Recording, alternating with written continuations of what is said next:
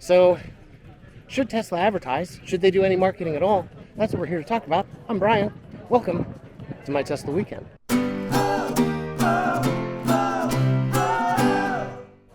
It's right here at Fully Charged in Farnborough, England. And one thing that's kind of crazy is Tesla's got a whole booth. Is it even worth it? Do people want to advertise? Let's just grab, I don't know, some random person and see what he thinks. Sir, would you be willing to talk real quick about Tesla and advertising? Yes, sure. What's your name? Lars. Lawrence. And Yeah. do you know anything about Tesla? I have a couple. You do? Yeah. You do. Have you ever done any research into them? A little bit. A little bit. I have Oh, a little okay. YouTube channel. Oh, that's interesting. I did not know that, for we have never once met before, a stranger on the street. Yes. They do marketing. They do. Apparently do marketing. And is this the sort of thing you've seen before? Nope. I was actually quite surprised to see Tesla be here. Usually it's more like the Tesla Owners Club that are at these events and Tesla mostly show up, but Tesla themselves is with. They've got a beautiful presentation here. They've got test drives outside. They've got people answering questions. And more importantly, they've got owners who are answering questions just because they're hanging around. Yeah. So my question is, advertising, should they do it? I think not. Not so far. Maybe in the future at some point, but I think Elon also talked about it, that the whole point of is getting the affordability down. But that's when you get into a bigger addressable market. You will never get into a bigger addressable market by advertising. You can advertise to the market you're in, but if you want to increase that addressable market, you have to lower the prices. I saw a great tweet a while back that said Lucid can't sell any cars. And somebody responded, oh, maybe they didn't advertise hard enough. And Lucid advertises aggressively, but there's a limit to how many $130,000, $160,000 cars you can sell. Yeah, exactly. And like GM, they are the leader in advertising.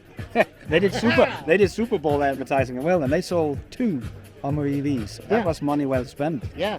But they might sell 4 this quarter, which would be an increase of 100%. That would be a great headline. Yeah, I did see a guy on Twitter saying, yeah, but GM increased their sales from for the same quarter, Q1 of 22 to 23, by 160%. What do you make of that?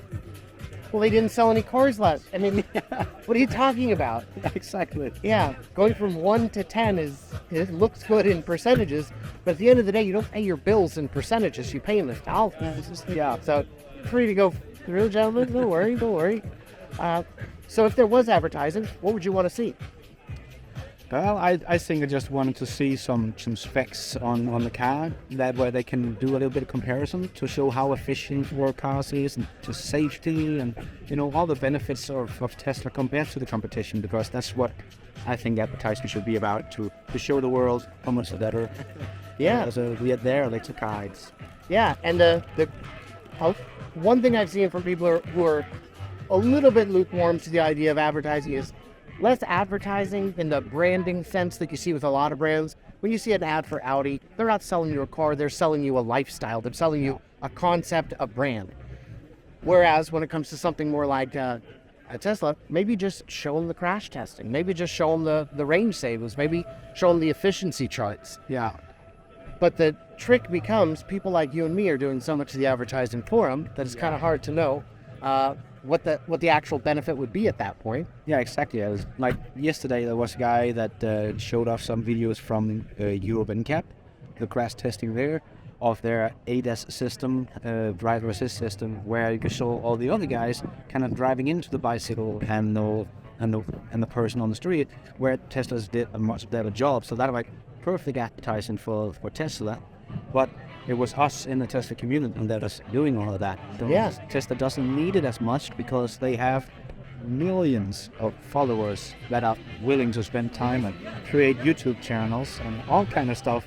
They're making a living of talking about Tesla.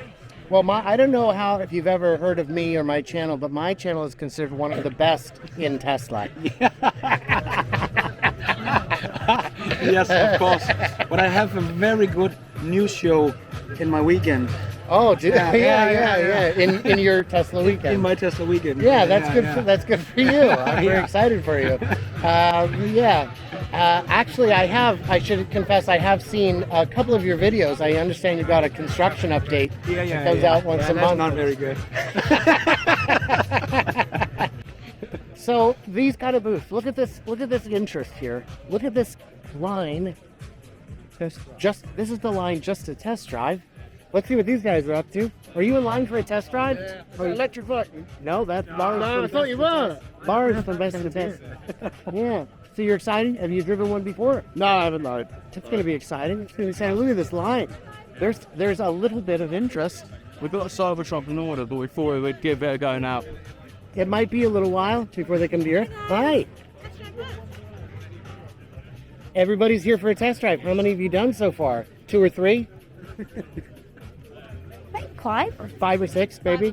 Yeah, that's pretty good. Yeah, I love your hat. Thank you. I like my hat too. Pretty. Yeah. I like your jacket.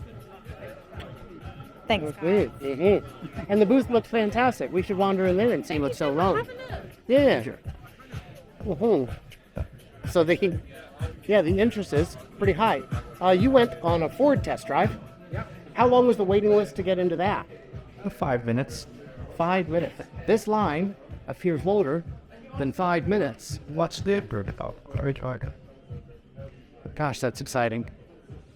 There's so many cars that are just not in use, that are getting information, getting the word that way.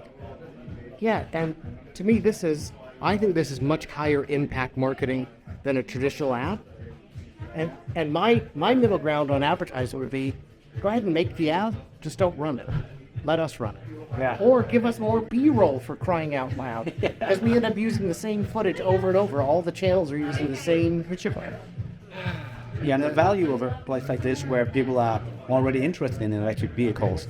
You put a booth here, and that's really good marketing way. Fantastic, that. And you're already in front of the right people, the right market, and there's nothing that sells a Tesla quite like butts and seats.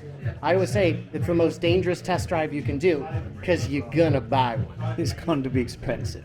Yeah. But not as expensive as a lot of cars that are not as good. Nope. Yeah. Man. Yeah.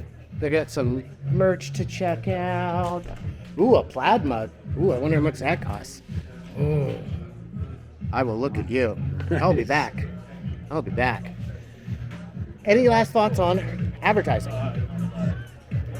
Well, I just think that Tesla need to do stuff like this. That's great. Yeah. Be at the fully charged light shows and other Less advertising, more marketing. more marketing. Yeah. Yeah. Marketing is great. Because they have a PR division here. In Europe, they have a PR division in Shanghai.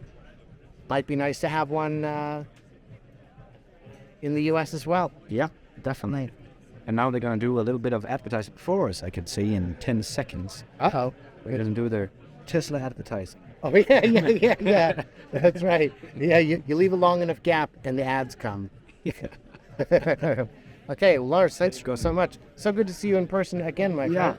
Yeah, take care of that. Here we go. That's advertising.